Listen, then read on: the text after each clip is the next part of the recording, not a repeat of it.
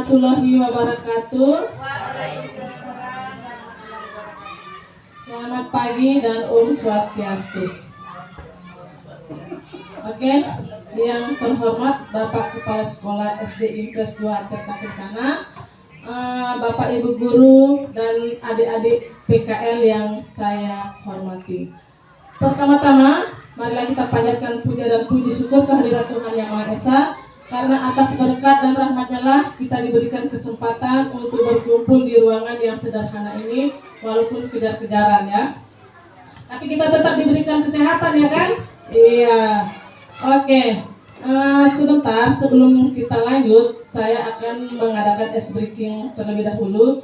Seandainya nanti saya bilang SD Impres 2 Tirta Kencana, semangat luar biasa ya, sama-sama ya. Oke, SD Impres 2 Tirta Kencana, semangat luar biasa. Oke, terima kasih.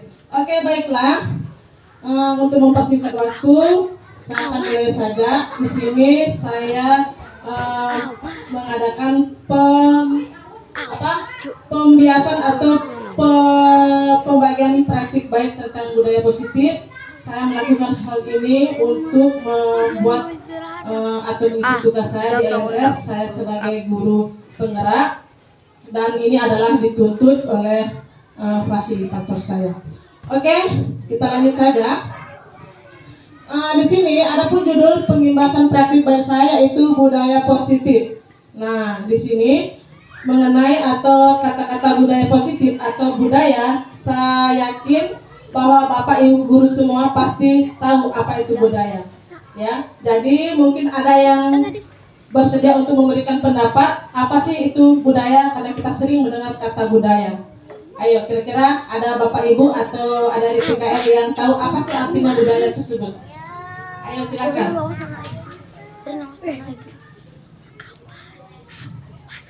Ada yang tahu?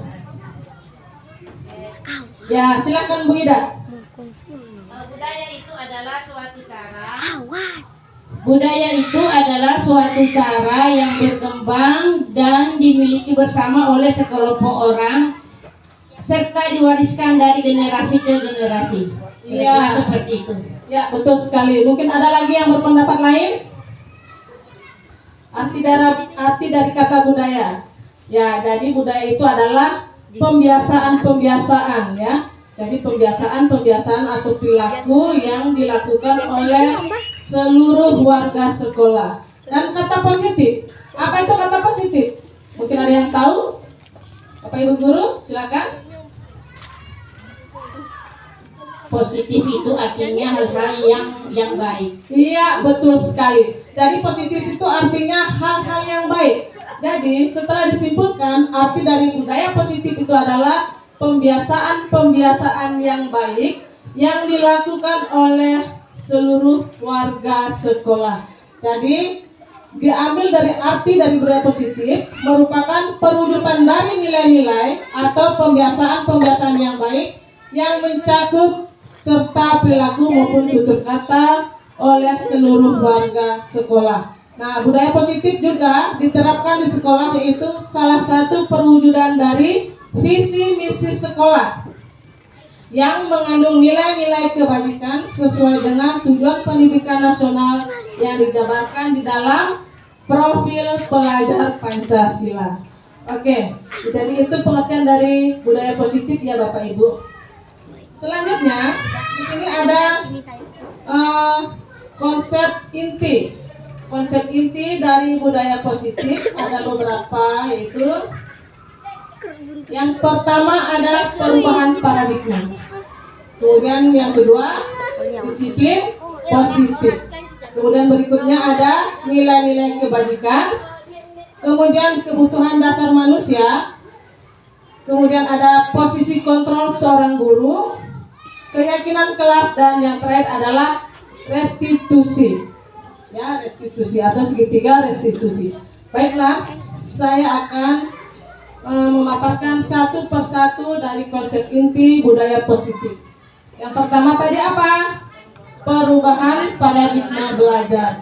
Oke, sebelum saya menjelaskan tentang perubahan paradigma belajar, Di sini ada kita melakukan pembelajaran, misalnya yang dulu kita lakukan pembelajaran yang berpihak pada peserta didik, ya. Kemudian ada pembelajaran yang berpihak pada guru.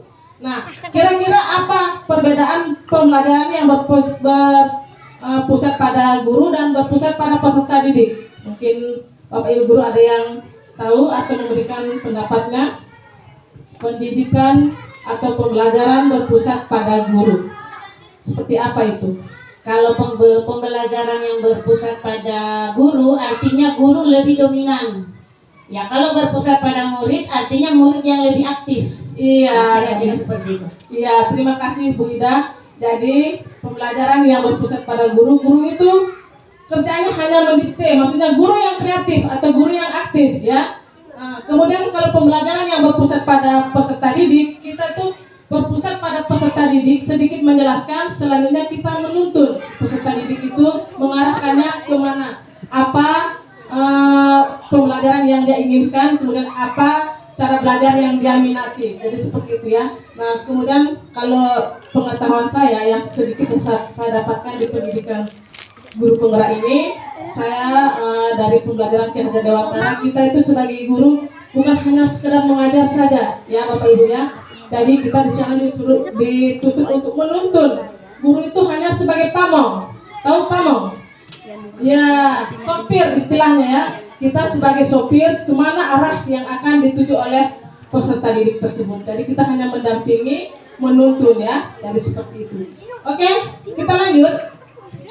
Perubahan paradigma belajar yaitu merupakan perubahan penting yang terjadi ketika cara berpikir biasa atau melakukan sesuatu diganti dengan cara yang baru dan berbeda.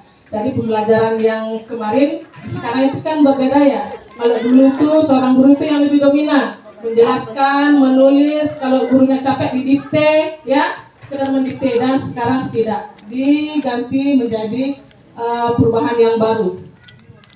Oke, lanjut. Merdeka belajar dan asesmen kompetensial minimal sehingga menjamin ruang yang lebih leluasa bagi guru untuk merumuskan rencana pembelajaran serta asesmen sesuai dengan karakteristik dan kebutuhan siswa.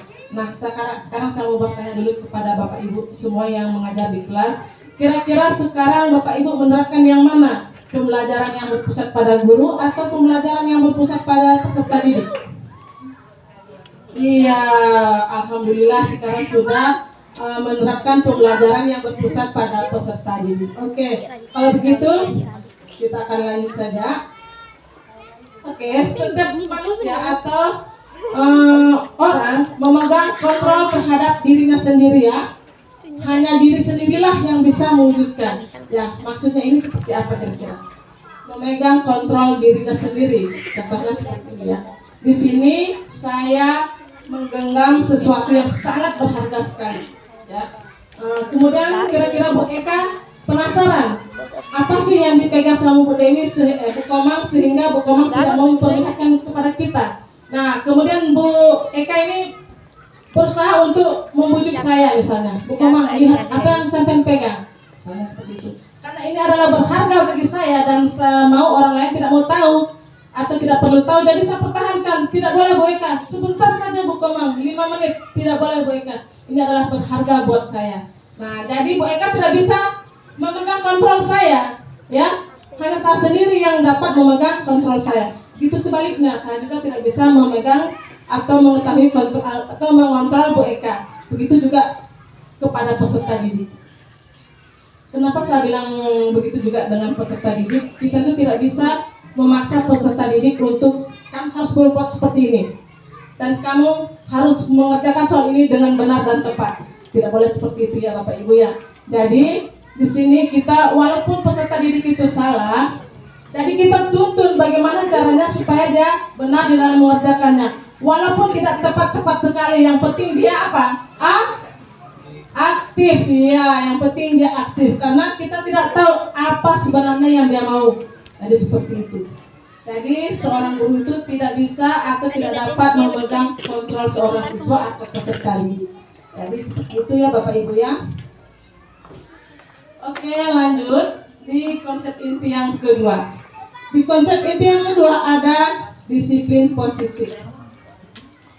Suatu pendekatan untuk menerapkan disiplin dari dalam diri anak tanpa hukuman dan hadiah. Ya, kenapa kita harus menerapkan disiplin positif tanpa hukuman dan memberikan hadiah?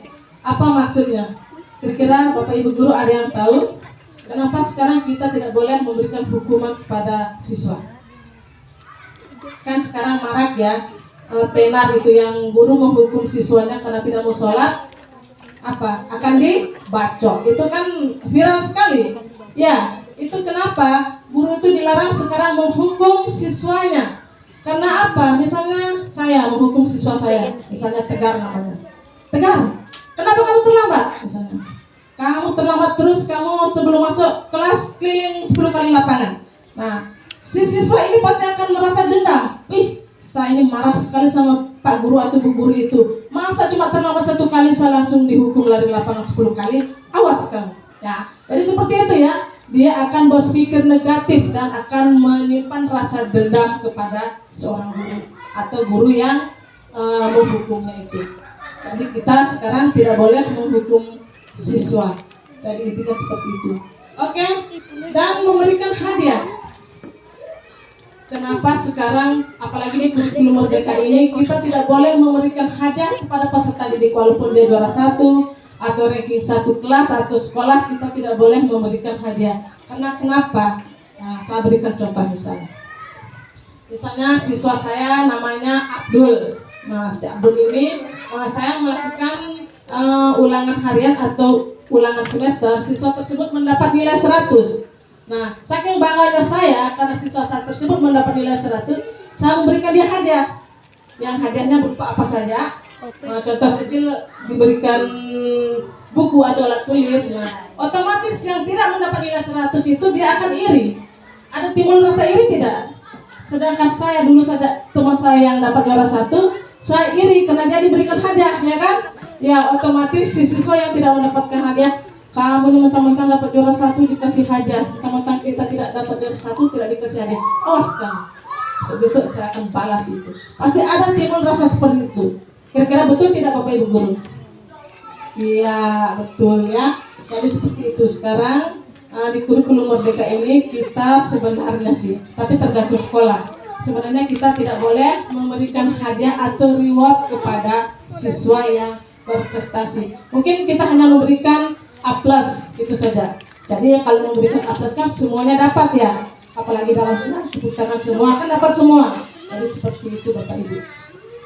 Kemudian disiplin positif perlu diterapkan di rumah maupun di lingkungan sekolah. Dengan menerapkan disiplin positif diharapkan siswa tidak ada lagi kekerasan ya. Jadi dengan menerapkan nilai disiplin positif tidak ada lagi kekerasan pada siswa atau pada peserta didik.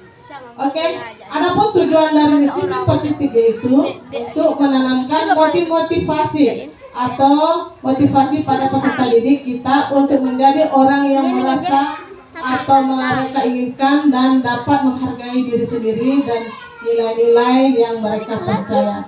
Jadi kalau misalnya kita di sekolah atau di kelas menerapkan disiplin positif, otomatis kita kan berlaku yang baik-baik ya, jujur, memberikan kasih sayang kepada siswa, menuntunnya jika salah. Jadi otomatis siswa itu dia akan berpikiran begini, ibu guru itu baik sekali, penyayang sekali, saya nanti jadi guru, saya ingin sekali jadi guru seperti dia. Pasti seperti itu ya. Ada nggak kira-kira seperti itu?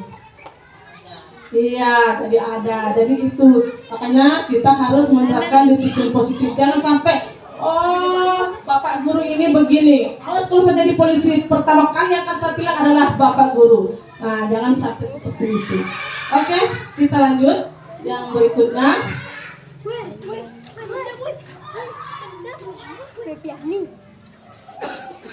Oke, konsep inti yang berikutnya yaitu ada nilai-nilai kebajikan. Nah, jadi nilai-nilai kebajikan yaitu nilai-nilai kebajikan universal, diantaranya ada keadilan, keselamatan, tanggung jawab, kejujuran, rasa syukur, berprinsip, integritas, kasih sayang, rajin berkomitmen, percaya diri, serta kesabaran dan keamanan. Nilai-nilai ini tertuang dalam profil pelajar Pancasila. Jadi semua nilai-nilai kebajikan ini tertuang di dalam profil pelajar Pancasila.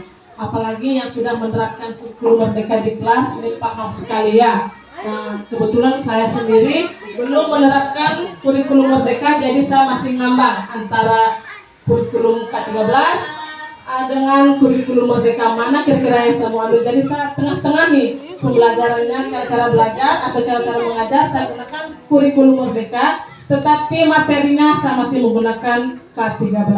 Jadi seperti itu ya Bapak Ibu. Oke, kita lanjut. Berikutnya konsep inti yang keempat ada kebutuhan dasar manusia. Nah, kenapa sih manusia itu perlu kebutuhan dasar? Nah, jadi ada 5 kebutuhan dasar manusia. Yang pertama, kebutuhan bertahan hidup. Kenapa manusia butuh untuk bertahan hidup? Ya, kira-kira Bapak Ibu ada yang tahu kenapa manusia membutuhkan atau memerlukan kebutuhan bertahan hidup? Kira-kira kenapa? Ya, misalnya Pak Ismail, kenapa Bapak Ismail butuh sekali untuk bertahan hidup? Iya, untuk melangsungkan hidup. Kira-kira apa yang dibutuhkan? Apa? Iya, makanan, apa lagi? Minum, apa lagi? Pengetahuan, apa lagi? Kira-kira cuma cukup makan, minum, dan pengetahuan? Apa? Uang, oke boleh. Uang kan untuk membeli makanan ya. Iya, apa lagi? Kesehatan, tempat tinggal, dan pakaian. Kita kalau sudah ada uang, makanan, bagaimana tenangnya enggak kalau tidak ada pakaian? Iya, jadi perlu juga ya pakaian, tempat tinggal, kesehatan, dan lain sebagainya. Jadi itu adalah kebutuhan dasar manusia yang terdapat pada kebutuhan terhadap bertahan hidup. Oke, selanjutnya yang kedua, kebutuhan akan kasih sayang dan rasa diterima. Ya, kira-kira Bapak Ibu guru ini perlu nggak kasih sayang? Ya, perlu sekali. Paling perlu ya. Dan rasa untuk diterima. Misalnya kalau tidak memiliki rasa diterima, misalnya kayak Pak Ismail, kita ngumpul di sini satu ruangan ya. Kemudian Pak Ismail dia di luar sendiri karena tidak diundang. Bagaimana, berarti dia itu kurang kasih sayang ya, tidak diterima. Jadi seperti itu, kita perlu kasih sayang dan rasa diterima. Jadi kalau kita sudah diterima semua, siapapun yang ada di sini, termasuk adik-adik PKL, kita sayang ya. Makanya kita undang di dalam supaya kita dapat bergabung, berkumpul di ruangan ini. Oke, jadi itu adalah kebutuhan akan kasih sayang, terutama bagi yang masih jomblo atau yang masih single, perlu sekali itu. Iya, kayak Pak Ismail. Oke, lanjut.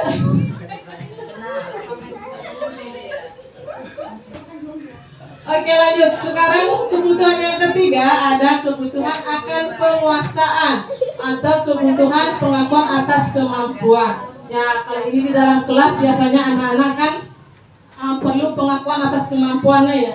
Misalnya seperti ini. Kira-kira anak-anak siapa yang bisa menjelaskan tentang ini? Misalnya, angkat tangan semua. Nah, misalnya saya tunjuk si A. Coba si A silakan. Nah, si A mulai menjelaskan bla bla bla bla bla. Kemudian walaupun jawabannya itu masih salah, kita tidak boleh langsung menegur, oh salah. Tidak boleh seperti itu ya. Kita tidak boleh langsung memvonis jawabanmu salah. Kira-kira ada yang lebih baik atau ada yang lebih menambahkan jawaban yang benar? Nah, jadi anak-anak yang dibilang salah tadi akan down, ya. Dan karena dia sudah down, berikutnya dia tidak akan lagi angkat tangan, ya kan? Iya, jadi kita beri dia pengakuan kemampuan. Jadi oh ya, jawabanmu sudah cukup. Kira-kira masih ada yang menambahkan, walaupun seperti itu jawabanmu ibu kasih nilai A. Walaupun kita rasa salah, tapi kita beri dia A+. Jadi seperti itu. Kemudian kalau memang dia sudah rasanya kita anggap dia salah, kita tidak boleh ungkapkan, tapi kira-kira ada temannya yang lebih tepat lagi. Nah, jadi seperti itu. Kemudian temannya sudah menjawab bla bla bla bla. Ya, jadi ibu simpulkan, ambil satu kata dari teman yang salah dengan teman yang benar. Jadi yang salah itu dia tidak akan down, berikutnya dia akan aktif lagi angkat tangan.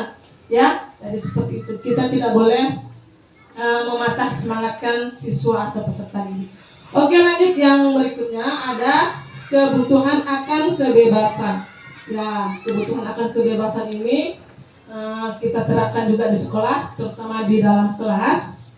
Misalnya seperti ini, anak-anak, kira-kira kita belajar matematika, kira-kira kalian mau gaya belajar seperti apa? Nah, jadi seperti itu. Tetapi tujuannya itu tetap berfokus pada yang kita tuju. Kemudian kalau caranya si kelompok A, cara mengerjakannya berbeda dengan si kelompok B, yang penting hasilnya sama. Itu tidak apa-apa. Mereka itu bebas untuk mengerjakannya dengan caranya sendiri, ya. Jadi si A caranya, misalnya kita mau ke pasar misalnya. Kalau yang dari unit 10 bisa lewat perempatan SMA, kemudian bisa lewat di mana namanya di tokonya Bu Ayu. Ujungnya kan sudah sampai di pasar ya.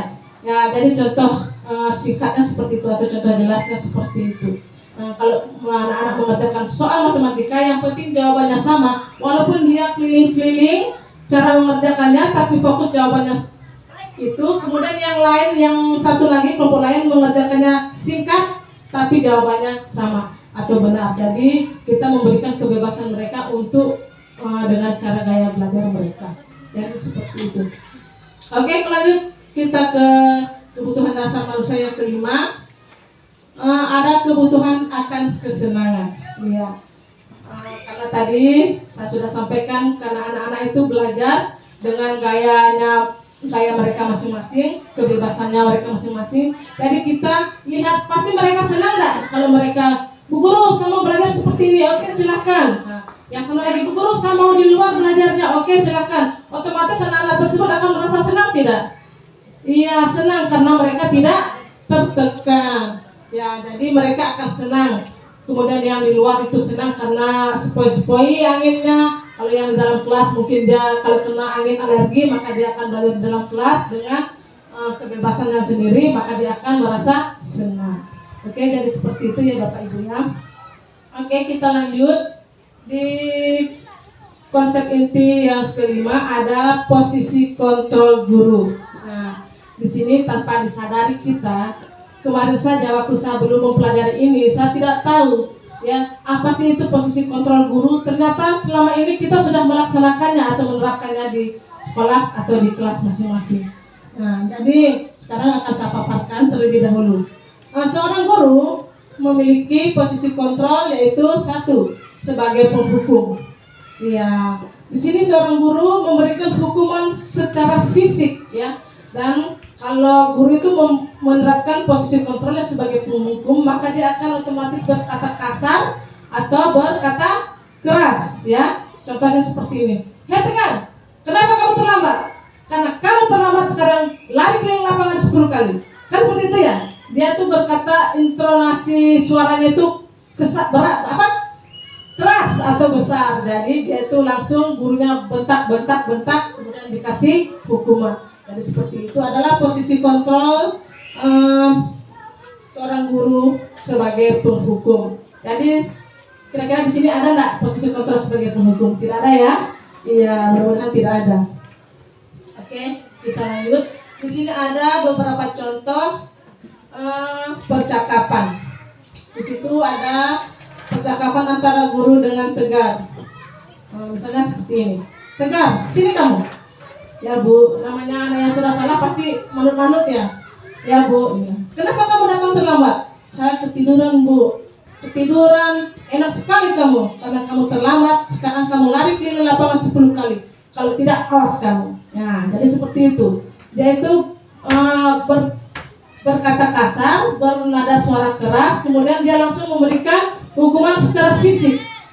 Ya, itu adalah posisi kontrol seorang guru sebagai penghukum. Dan mudah-mudahan di sekolah SD Impres 2 Tirta Kencana tidak ada yang guru memiliki posisi kontrol sebagai penghukum ya. Karena itu akan berakibat fatal. Dan sudah tenar itu di TikTok, yang guru menghukum gurunya karena tidak mau sholat, maka dia akan dibacok oleh siswanya. Dan itu saya tidak mau terjadi. Oke, kita lanjut di posisi kontrol guru sebagai pembuat merasa bersalah. Nah, di sini pada posisi ini biasanya guru berusaha untuk lebih lembut, ya. dia tuh lebih lembut, kemudian membuat merasa bersalah, akan menggunakan keheningan yang membuat orang lain merasa tidak nyaman. Misalnya contohnya seperti ini, contoh kalimatnya, ibu sangat kecewa sekali sama kamu. Bagaimana kalau orang tuamu tahu kamu tidak mengerjakan PR atau terlambat? Kan si siswa pasti merasa bersalah ya. Kasihan, guruku kok sampai kecewa sama saya. Lalu bagaimana kalau orang tuaku tahu, ya kan? Kemudian ada lagi, gimana coba kalau seandainya kamu terlambat lagi, ibu sebagai wali kelasmu pasti akan ditegur oleh kepala sekolah. Nah, jadi siswa itu dia akan berpikir dan dia akan merasa bersalah. Kasihan, kalau kepala sekolah tahu, pasti ibu guru pasti ditegur oleh kepala sekolah. Ini semua gara-gara saya. Otomatis siswa tersebut dia akan merasa apa? Bersalah di dalam hatinya. Jadi seperti itu ya. Kemudian ada beberapa contoh percakapan tentang posisi kontrol guru sebagai pembuat merasa bersalah. Oke, di sini contoh percakapannya masih namanya tegar ya. Kalau saya ambil di nama-nama siswa yang ada di kelas saya, nanti dia akan bagaimana gitu. Tapi nanti tenang, ada nama-nama siswa saya yang ambil di kelas, tapi contohnya video. Oke, contoh percakapan dari posisi kontrol guru sebagai merasa berbuat bersalah. Tegar, sini kamu. Ya Bu, kamu kemarin bolos ya? Iya Bu. Tegar, kenapa sih melakukan itu? Ibu sangat kecewa sama kamu. Kalau orang tuamu tahu, bagaimana coba? Kamu tidak kasihan sama ibu. Sebagai wali kelas, nanti ibu akan ditegur sama kepala sekolah. Jadi siswa tersebut dia akan merasa bersalah di dalam hatinya. Gara-gara saya, Bu Guru dimarah atau Pak Guru dimarah oleh kepala sekolah. Nah, jadi seperti itu. Dia akan merasa bersalah. Oke, lanjut. Kemudian posisi kontrol guru sebagai teman. Nah, ini lain lagi nih. Biasanya yang sebagai teman ini bapak ibu guru yang masih lajang. Ya, Pak Ismail langsung lanjut. Oke, di sini guru pada posisi ini tidak akan menyakiti muridnya, karena kan teman ya. Karena teman, dia tidak akan menyakiti muridnya, namun akan tetap berupaya mengontrol muridnya melalui persuasi. Posisi teman pada guru bisa negatif atau positif. Nah, di sini kalau dia sebagai teman, dia tuh bisa terjadi negatif atau positif. Nah, kalau tentang terjadi negatif dan positif itu saya rasa Bapak Ibu guru sudah tahu semua. Oke, posisi positif di sini berupa hubungan baik yang terjalin antara guru dan murid. Nah, guru di posisi teman menggunakan hubungan baik dan humor untuk mempengaruhi seseorang. Ya, jadi ini contoh kalimatnya. Ayo kerjakan PR-nya demi ibu ya, atau ayo kerjakan PR-nya demi bapak, itu misalnya. Kemudian ayo ingat tidak bantuan ibu selama ini atau bantuan bapak selama ini. Nah, mungkin barangkali kemarin-kemarinnya dia ada yang dia perbuat untuk siswa tersebut. Jadi seperti itu. Oke. Berikutnya ada contoh percakapan tentang posisi kontrol guru sebagai teman. Nah, di sini ada. Masih tetap tegar, supaya kita tegar. Bagaimana Bapak Ibu, masih semangat? Oke, ya kita lanjut di contoh percakapan. Tegar, sini kamu nak. Nah, namanya sudah teman, jadi dia sudah memakai kata-kata nak, atau kalau dia masih lajang menggunakan sini kamu dek, begitu ya. Karena malu menganggap siswanya itu anak. Nah, dia panggil sini kamu nak atau sini kamu dek. Ya Bu, atau ya Pak. Tegar, kenapa kamu tidak buat PR? Lupa Bu. Tegar, kamu harus mengerjakan PR yang ibu berikan atau yang bapak berikan ya, demi ibu. Nah, di sini dia menggunakan kata-kata demi. Nah, dia menggunakan kata-kata demi. Kemudian kamu masih ingat tidak bantuan ibu atau bantuan bapak selama ini? Mungkin si Tegar ini orangnya agak di bawah standar mungkin ya. Nah, kemudian untuk memancing dia belajar, mungkin gurunya itu memberikan apa? Tambahan uang jajan biasanya mungkin ya. Jadi dia ingat tidak bantuan ibu selama ini atau bantuan bapak selama ini. Nah, jadi dia menggunakan kata-kata yang paling utama itu adalah kata-kata demi ibu atau demi bapak. Oke, lanjut. Kita sudah sampai di posisi kontrol guru sebagai pemantau. Nah, di sini sebagai pemantau dia beda-beda tipis dengan posisi kontrol sebagai penghukum. Nah, cuma bedanya kalau dia yang di posisi pemantau, dia berkatanya tidak kasar seperti yang penghukum. Dia berkata datar, ya, datar. Kalau yang penghukum tinggi, kemudian kalau yang membuat merasa bersalah rendah, kemudian untuk yang pemantau dia datar, ya, dia datar. Nah, jadi dia memantau berarti mengawasi. Pada saat kita mengawasi, kita bertanggung jawab atas perilaku siswa yang kita awasi. Posisi pemantau menggunakan sanksi atau konsekuensi. Jadi dia kata-katanya datar, tetapi ujung-ujungnya akan memberikan hukuman atau sanksi atau konsekuensi. Nah, contoh pertanyaannya yang diajukan kepada seorang pemantau yaitu yang pertama, peraturannya apa? Nah, kemudian apa yang telah kamu lakukan? Terus konsekuensinya apa? Ini ditanya terus hukumannya kalau kamu melanggar itu apa? Nah, jadi seperti itu. Dia tanyakan dengan kata-kata yang datar. Tetapi ujung-ujungnya dia akan memberikan hukuman atau konsekuensi kepada siswa tersebut. Oke, di sini ada contoh percakapannya. Nah, pasti Bapak Ibu bertanya, kenapa sih cuma tegar-tegar saja? Karena tegar itu gampang disebut namanya, ya. Tegar. Gitu. Gurunya dengan tegar. Tegar, sini kamu. Ya Bu, tegar. Kenapa kamu tidak mengerjakan PR? Nah, karena kita ini kan di SD, otomatis anak-anak yang kasusnya itu PR terus, ya. Karena SD ini adalah jenjang masa bermain juga. Jadi PR itu kadang-kadang dia ingat, kadang-kadang dia lupa. Kadang-kadang dia kerjakan, kadang-kadang tidak. Nah, jadi tegar, kenapa kamu tidak mengerjakan PR? Lupa Bu. Kamu tahu apa konsekuensinya kalau tidak mengerjakan PR? Nah, ini si anak itu sudah mengetahui konsekuensinya. Mungkin sebelum melakukan kesalahan, dia tuh guru tersebut sudah melakukan atau membuat keyakinan kelas atau peraturan kelas yang ada di sekolahnya. Misalnya tidak membuat PR, hukumannya apa? Tidak membersihkan kelas, hukumannya apa? Jadi sudah ada kontrak di sana, ya, sudah ada perjanjian. Nah, kemudian gurunya bertanya, jadi karena kamu tidak mengerjakan PR hari ini, konsekuensinya apa kalau tidak mengerjakan PR? Kemudian kamu harus membersihkan kamar mandi selama jam istirahat, ya. Kemudian si tegarnya bilang, iya Bu, karena sudah ada perjanjian kalau tidak membuat PR akan ada sanksi. Sanksinya adalah membersihkan kamar mandi atau membersihkan kelas. Jadi seperti itu, ya Bapak Ibu, ya. Bagaimana Bapak Ibu, masih semangat? Iya, masih. Iya, alhamdulillah kalau masih semangat. Oke, lanjut kita di posisi kontrol guru sebagai manajer. Ya, jadi sebagai manajer ini adalah posisi ini di mana guru berbuat sesuatu bersama dengan siswa, mempersilahkan siswa mempertanggungjawabkan perilakunya, mendukung siswa agar dapat menemukan solusi atas permasalahannya. Ya.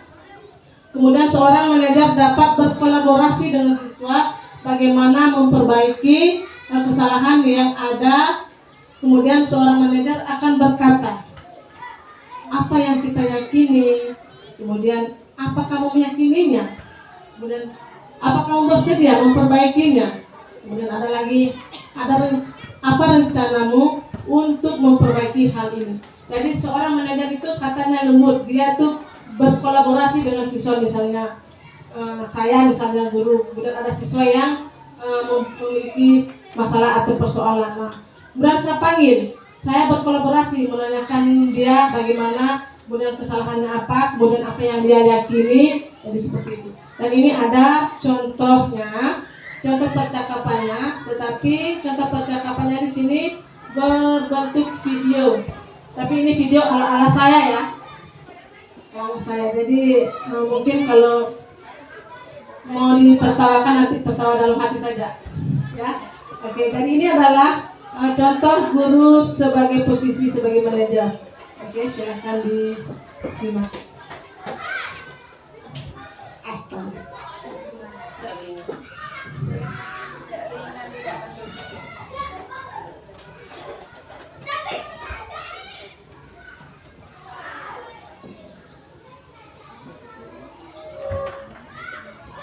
Ibu.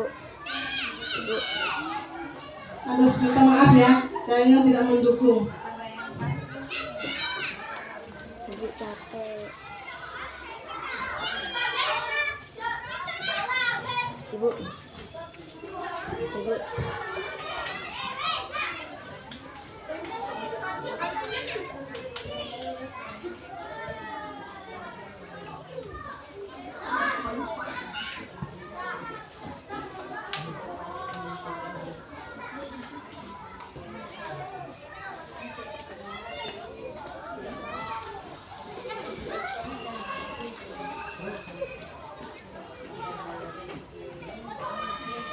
Kemudian udah setengah jam. Oke, karena Udah setengah videonya jam. tidak mau terputar, malah berputar-putar.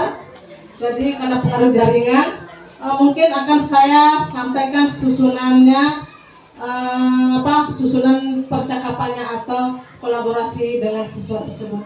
Nah, di sini pertama yang saya lakukan adalah yang saya tanyakan, ini kan namanya Kadek.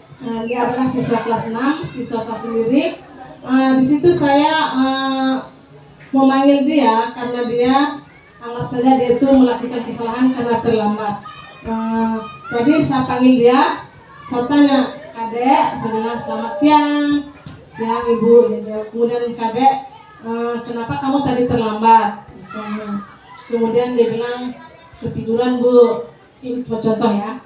Kemudian karena sudah ditanya kenapa terlambat kok bisa ketiduran, kenapa? Nah, dia bilang pasti ada alasannya ya kamu ketiduran atau terlambat. Iya bu, tadi malam saya bergadang sambil nonton HP. Dia bilang. Kemudian oh begitu ya, berarti ibu pun dulu seperti itu. Waktu ibu sekolah, ibu juga sering terlambat bergadang karena waktu itu kan belum ada HP, ya bergadang saja nonton TV. Nah, tetapi sekarang karena kamu sudah terlambat, kalau kamu terlambat sesuai tidak dengan keyakinan kelas yang kita sepakati. Nah, dia bilang tidak bu. Terus keyakinan kelas apa yang kamu langgar di terlambat ini? Disiplin bu. Oke. Kalau terlambat kamu melanggar keyakinan disiplin ya, iya bu. Ya, jadi sekarang kita cari solusinya. Bagaimana caranya supaya kamu tidak terlambat? Itu seperti itu. Kemudian, Kadek, karena kamu sudah terlambat, bagaimana caranya sekarang kamu supaya tidak terlambat lagi? Nah, kemudian kamu bersedia tidak memperbaiki keterlambatan kamu ini? Kemudian si Kadeknya bilang, iya bu, saya bersedia. Terus apa yang akan kamu lakukan? Nah, si Kadeknya bilang, ibu, saya akan tidur lebih cepat supaya saya tidak terlambat datang ke sekolah lagi. Nah, kalau begitu Kadek, mulai sekarang kamu atau nanti malam kamu tidur lebih cepat. Dan ibu akan bekerja sama dengan orang tuamu supaya kamu tidak terlambat lagi. Jadi karena dia sering terlambat, maka kita cari solusinya. Bagaimana caranya supaya si Kadek ini atau siswa ini tidak terlambat lagi, ya. Kemudian kita melibatkan orang tua atau bekerja sama dengan orang tuanya supaya nanti di rumah orang tua juga menyuruh anaknya segera tidur atau cepat tidur ya supaya tidak terlambat ke sekolah. Jadi seperti itu. Oh, ini sudah mau.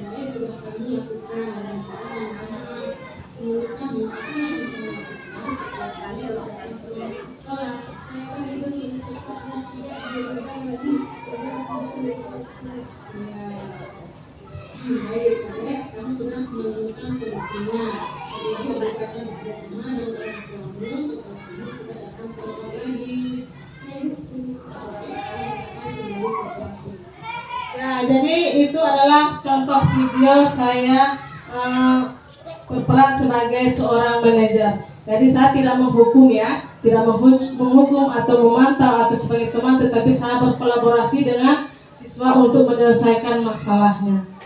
Ya, oke. Kemudian lanjut.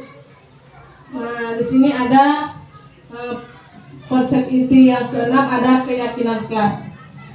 Nah, di sini saya mau tanya, kenapa keyakinan kelas yang diangkat? Kenapa tidak peraturan atau tata tertib kelas atau sekolah? Kenapa? Mungkin Bapak Ibu ada yang memberi pendapat? Kenapa yang diangkat keyakinan kelas? Kenapa tidak peraturan kelas? Kalau yang dulu kan peraturan kelas atau tata tertib kelas ya, atau tata tertib sekolah. Nah, sekarang kita harus menggunakan keyakinan kelas. Kenapa? Siapa kira-kira Bapak Ibu yang memberikan pendapatnya? Atau adik-adik PPL bisa memberikan pendapatnya? Tentu saja di kampus juga ada ya, peraturan kampus ya. Ya, masih peraturan atau tata tertib? Ya, ada adik PPL mungkin masih peraturan ya. Iya. Oke, kira-kira siapa yang bisa memberikan pendapat kenapa menggunakan keyakinan kelas, kenapa tidak peraturan kelas?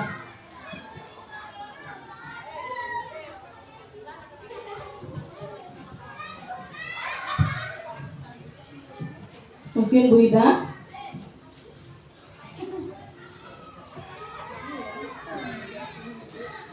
Oke, mungkin Bu Dewi.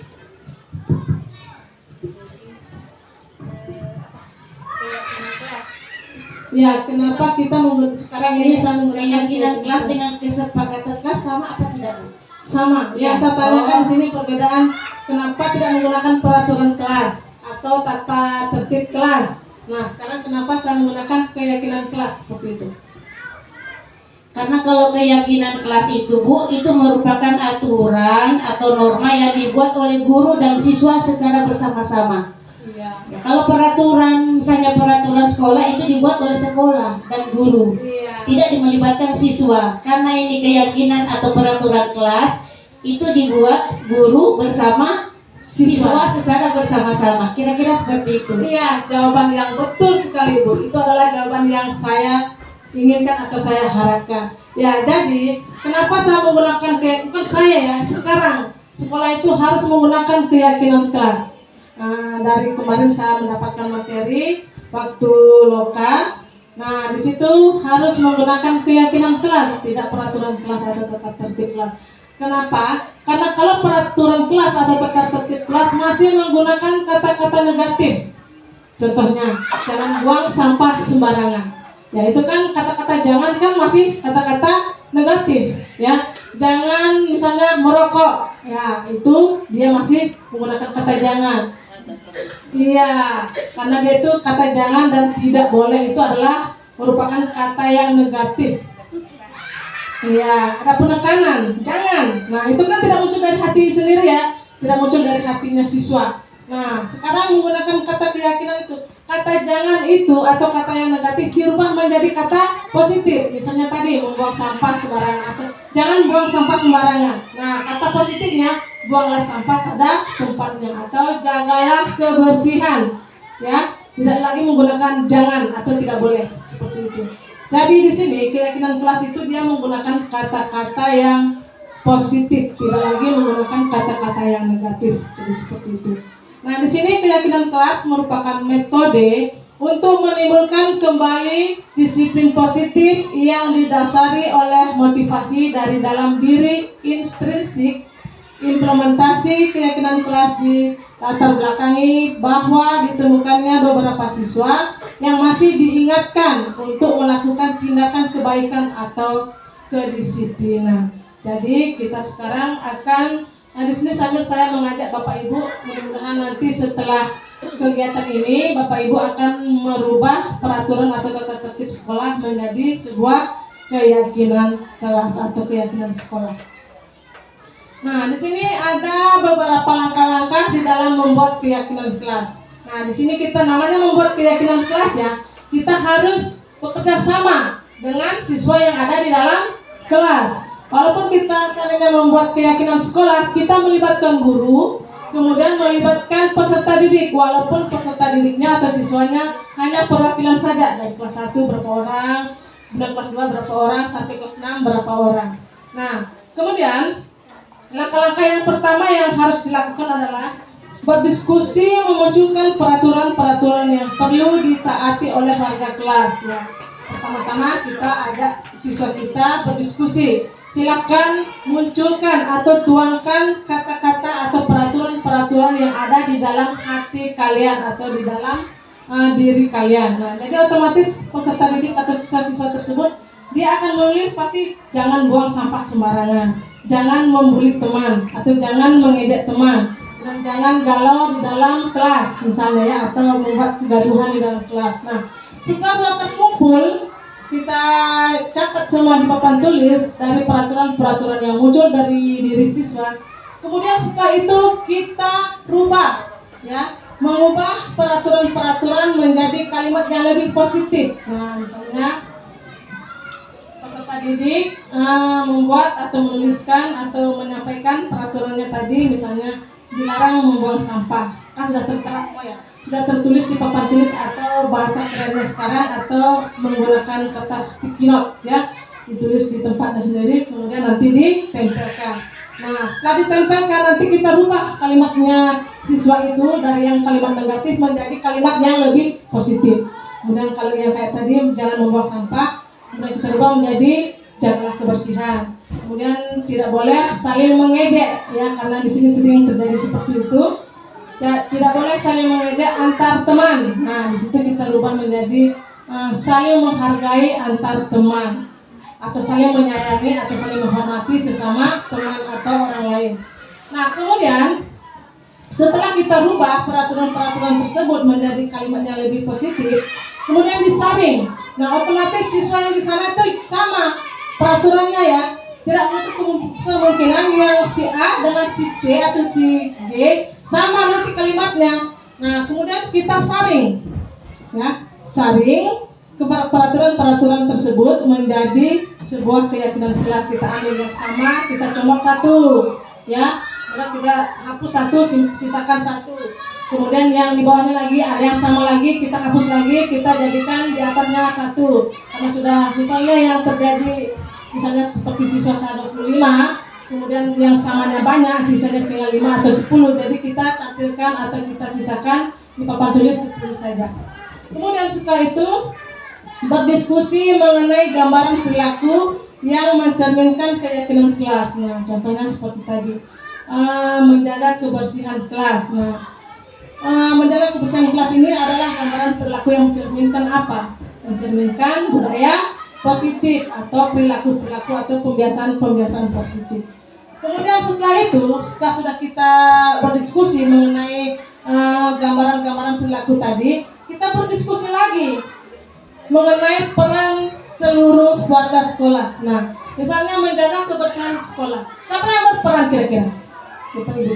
Di dalam menjaga kebersihan kelas, bukan sekolah. Nanti kita juga saya akan berusaha akan membuat keyakinan sekolah. Nah, di dalam keyakinan kelas di sini, siapa yang berperan kira-kira? Iya, seluruh warga sekolah dari siswa dengan gurunya. Kenapa seperti itu? Kenapa guru dilibatkan? Iya, kalau cuma anak-anak yang berperan, guru ya seenaknya buang sampah, ya enggak? Iya, karena kan itu yang berperan hanya siswa yang menjaga kebersihan, tidak guru. Ya, iya, jadi guru dan siswa. Kalau seandainya cuma guru yang berperan di dalamnya, ya anak-anak dia hamur semua tuh kertas dalam kelas bikin pesawat-pesawat ya. Iya, nah dan kertas itu akan terhamburan. Jadi yang berperan di sini adalah guru dan siswa. Oke. Kemudian yang keenam ada meninjau ulang keyakinan kelas dari waktu ke waktu. Nah, jadi ini keyakinan kelas tidak bikin sekarang sampai seterusnya, tidak ya. Nah, mungkin satu semester lagi atau semester berikutnya mungkin anak-anak dia sudah meyakini atau sudah melaksanakan dari dalam dirinya sendiri, maka semester berikutnya kita ubah lagi. Toh kalau mereka masih memunculkan sama seperti yang kemarin tidak apa-apa ya. Jadi kita pantau terus keyakinan kelas tersebut. Oke, berikutnya. Nah, di sini adalah contoh keyakinan kelas yang saya buat bersama anak-anak. Nah, di sini yang pertama yang tadi saya lakukan langkah yang pertama ini adalah mengumpulkan atau memunculkan peraturan-peraturan dari peserta didik. Ini kemudian saya rubah menjadi kalimat yang lebih positif serta saya saring. Hasilnya seperti ini. Setelah disaring, saya munculkan keyakinan menjadi seperti ini. Jadi di sini 1 sampai 6 contoh keyakinan kelas yang terdapat di kelas 6. Di situ ada disiplin waktu, kemudian saling menghormati dan menghargai orang lain, kemudian belajar dengan tenang, menjaga kebersihan kelas dan tanggung jawab, mandiri, serta anak-anak bilang kalau di dalam kelas topinya dilepas. Ya, dia bilang. Karena apa? Karena kalau di dalam kelas memang sih sebenarnya tidak boleh pakai topi. Dan anak-anak mulai menerapkan keyakinan itu. Dia sampai di kelas ini khusus kelas 6 ya. Kalau saya masuk, anak-anak itu topi sudah tidak dipakai lagi. Tetapi masih ada beberapa siswa sih harus diingatkan. Nah, namanya saya baru buat, jadi anak-anak yang ingatannya tajam dia langsung lepas. Kemudian yang masih ingatannya yang standar mungkin masih ditegur seperti itu. Oke. Berikutnya ya, kita sampai di segitiga restitusi. Ini adalah konsep inti yang terakhir. Konsep inti disiplin positif yang terakhir. Oke, segitiga restitusi merupakan proses menciptakan kondisi bagi siswa untuk memperbaiki kesalahan mereka sehingga mereka bisa kembali pada kelompok mereka dengan karakter yang lebih baik. Ya, jadi ini kita seperti yang contoh tadi saya sampaikan, segitiga restitusi ini adalah mengembalikan siswa ke kelompok mereka menjadi yang lebih baik. Oke, kemudian di sini ada 3 langkah-langkah di dalam menerapkan segitiga restitusi.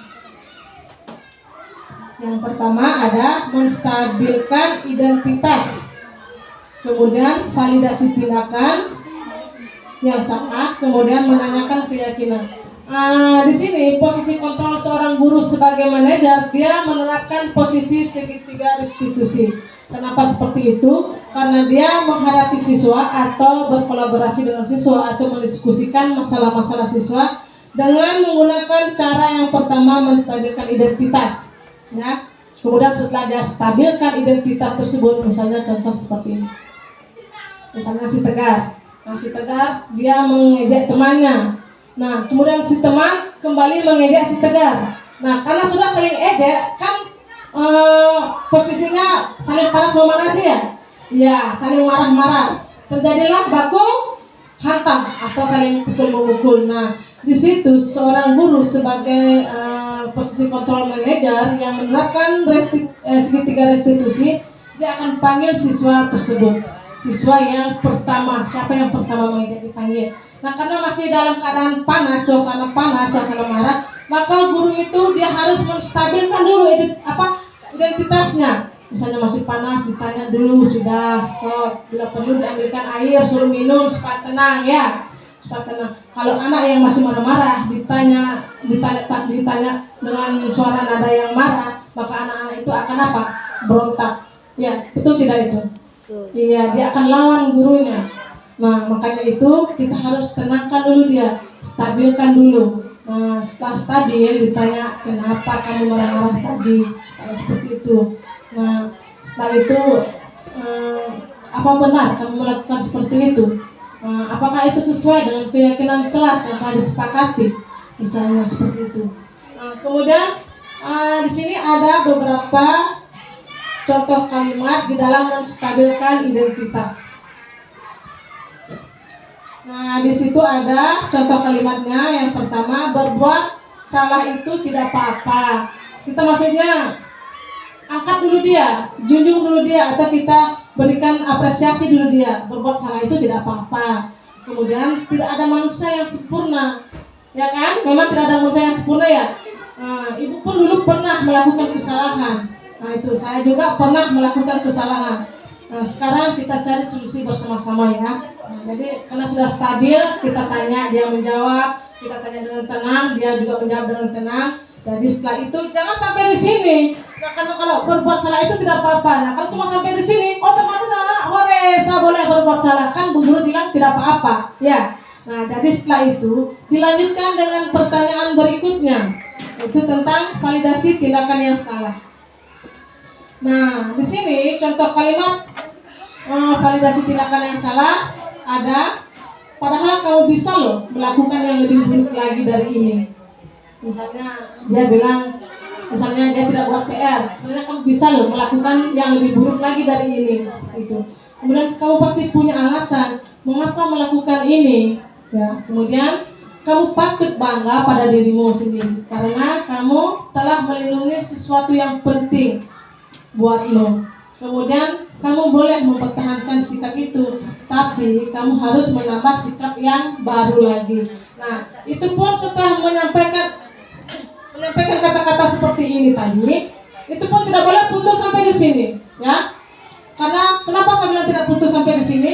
Nanti dia malah lebih buruk lagi. Karena perkataan yang di atas itu kan kita suruh kamu padahal bisa loh melakukan yang lebih buruk lagi dari ini. Nanti tambah kok yang kemarin tuh kesalahanku kok dibilang kurang buruk ya. Bu Guru bilang atau Pak Guru bilang kita boleh melakukan lebih buruk lagi.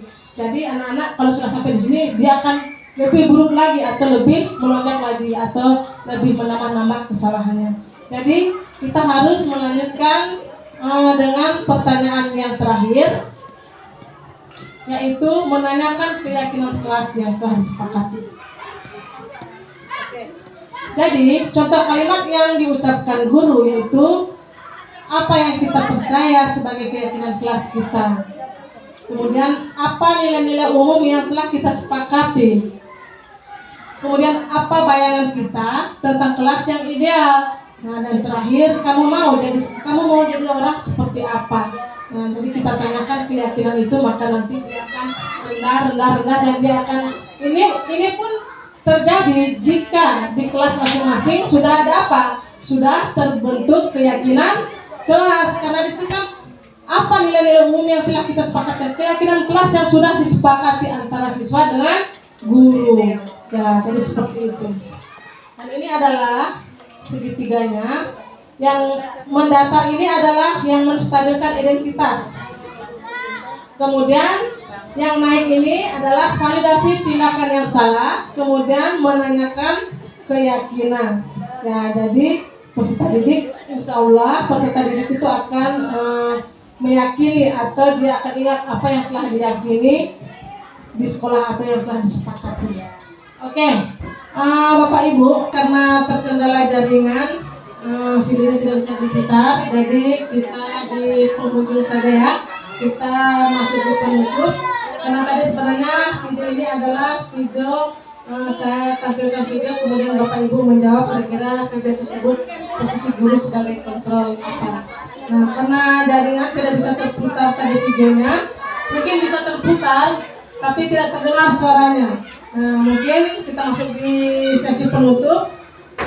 Untuk menerapkan budaya positif, seorang guru harus mampu menjadi pemimpin pembelajaran yang memiliki nilai yang bergerak pada peserta didik serta menuntun peserta didik agar berperilaku sesuai nilai-nilai kebajikan yang disepakati di dalam tujuan pendidikan nasional. Nah, mungkin seperti itu penutup, dan Bapak Ibu saya ucapkan terima kasih karena sudah menghadiri kegiatan yang saya laksanakan pada kesempatan hari ini. Dan saya berharap berikutnya dan kedepannya saya berharap sekali setiap kelas memiliki keyakinan kelas sesuai dengan langkah yang telah saya sampaikan tadi. Kemudian keyakinan kelas tersebut dibuat bersama dengan siswanya dan peserta didiknya di dalam kelas. Nah, jadi seperti itu Bapak Ibu. Baiklah Bapak Ibu, karena sudah waktu menunjukkan pukul 10:15, jadi kegiatan ini saya akhiri sampai di sini.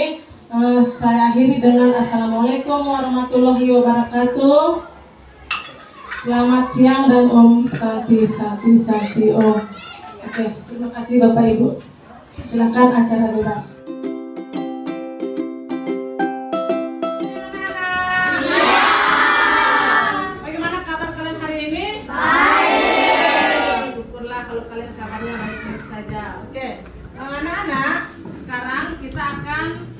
membuat keyakinan kelas ya. Ya, kenapa keyakinan kelas? Kenapa tidak peraturan kelas atau tata tertib kelas? Siapa yang masih ingat? Apa itu tata tertib kelas? Ada yang masih ingat? Angkat tangan. Oke, kalau sudah lupa, baik Ibu akan jelaskan ulang. Keyakinan kelas atau peraturan kelas. Kenapa tidak peraturan kelas dipakai? Karena kalau peraturan kelas dia masih menggunakan kata apa? Kata yang negatif. Seperti misalnya menggunakan kata jangan. Jangan buang sampah di sembarangan. Kemudian tidak boleh mengejek teman ya. Jadi kata negatif itu kata yang jangan atau tidak boleh ya. Nah, sekarang kita akan membuat keyakinan kelas. Kenapa keyakinan kelas? Karena keyakinan kelas itu adalah menggunakan kata yang positif. Misalnya jangan buang sampah sembarangan menjadi apa? Jagalah kebersihan. Oke, sudah paham semua? Sekarang Ibu akan membagikan satu persatu kertas sticky note ini dan kalian boleh menulisnya di kertas sticky note ini, tetapi menulisnya harus muncul di dalam diri sendiri ya. Tidak boleh dengar bisi-bisi dari teman, boleh? Iya, jadi sekarang Ibu akan membagikan kertas sticky note ini, tulis satu saja keyakinan yang benar-benar kalian yakini, oke? Oke. Sekarang Ibu menulis satu keyakinan yang muncul dari dalam. Tulis nama ya. Iya, satu orang satu aja. Tulis nama.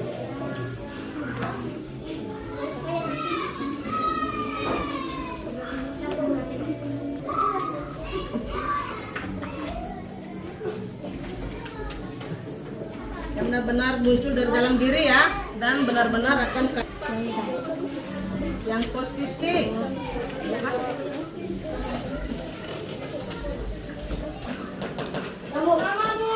Tulis nama.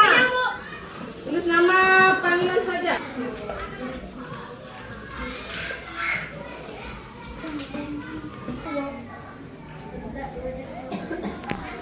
Ada bebek.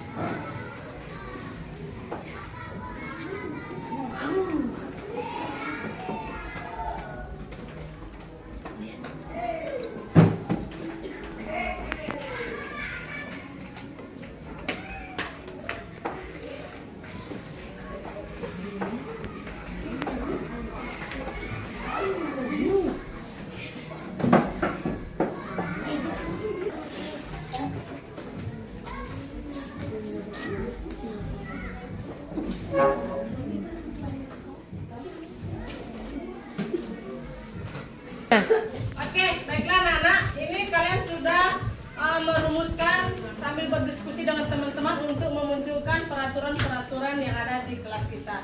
Sekarang Ibu akan merubahnya menjadi kalimat positif. Mari Ibu akan lihat dulu. Oke, kalimat positif sudah terbentuk. Sekarang Ibu akan menyaring ya. Menyaring jika ada yang sama pada peraturan atau keyakinan kelas ini, ada yang sama dengan teman si Dastri atau dengan si Kartika, ya ada yang sama, maka kita akan saring. Ambil satu saja ya. Satu, kemudian kita akan tempel di papan keyakinan kelas. Oke? Oke.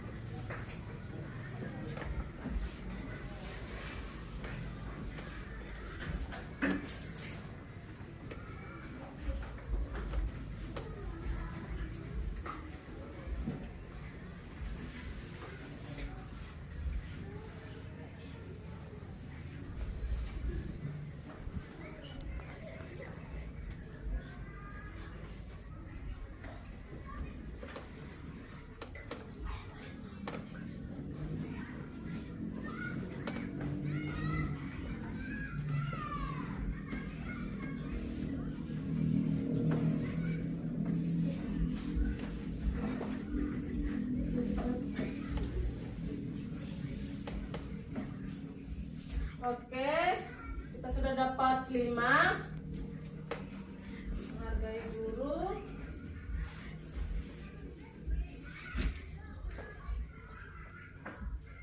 Melepas topi.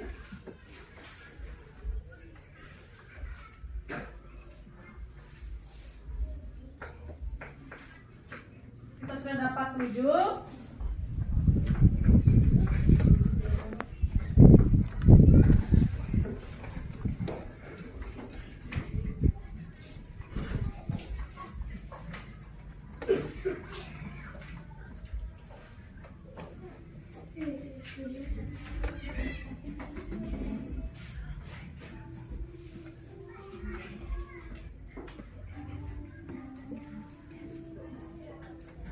Dapat 9.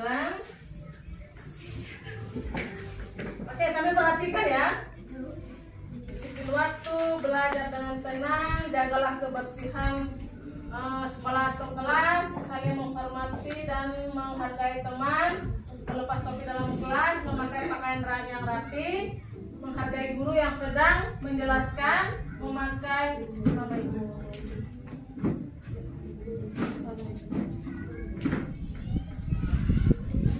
cari lagi.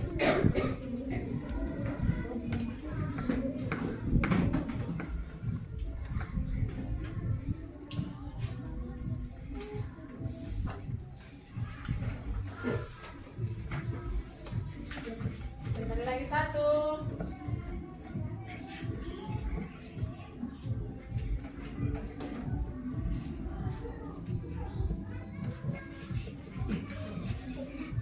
Oke, berdoa sebelum belajar ya. Jadi ini adalah peraturan-peraturan kelas yang kita dapatkan ya. Jadi peraturan-peraturan kelas ini Ibu akan tanya dulu, siapa yang berperan di dalamnya? Kita guru. Iya, siswa dengan guru. Jadi kita akan bekerja sama di dalam melaksanakan atau meyakini kelas kita ya. Keyakinan kelas ini harus muncul di dalam diri sendiri ya. Dan kalian harus meyakininya ya. Oke, sekarang karena kita sudah dapat keyakinan kelas ini, Ibu akan bacakan dulu keyakinan kelas yang akan kita sepakati. Yang pertama, disiplin waktu. Kedua, belajar dengan tenang. Kemudian jagalah kebersihan sekolah atau kelas. Saling menghargai dan menghormati sesama teman. Kemudian memakai seragam yang rapi, ya.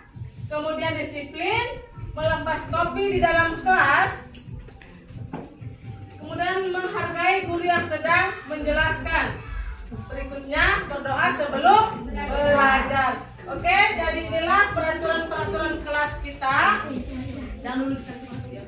Jadi kita harus sepakati bersama. Apakah kalian sepakat dengan keyakinan kelas yang sudah terbentuk? Nah, sebagai bukti, silahkan kalian tanda tangan di bawahnya, tulis nama misalnya Yuda, tanda tangan di sampingnya ya. Di bawahnya keyakinan kelas yang sudah terbentuk. Oke, silahkan ya. Satu-satu, silahkan.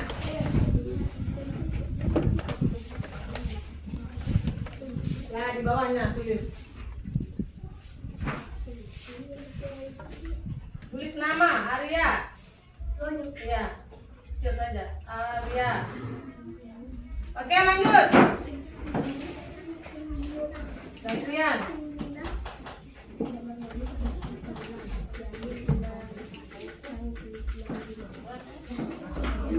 Tanda tangan.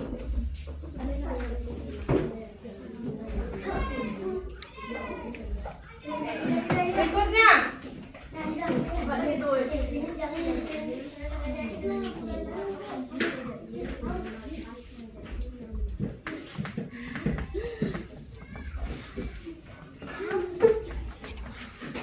Nyenengorin.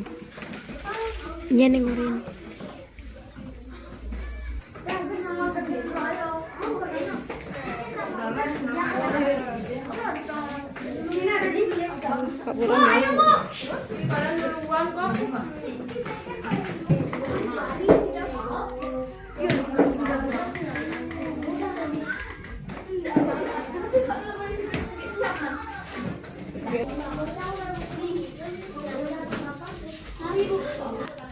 Oke, anak-anak, karena kalian sudah menyepakati keyakinan kelas yang telah kita buat bersama tadi, maka semoga keyakinan kelas ini menjadi keyakinan kelas yang sungguh-sungguh kalian laksanakan dan kalian yakini. Sepakat?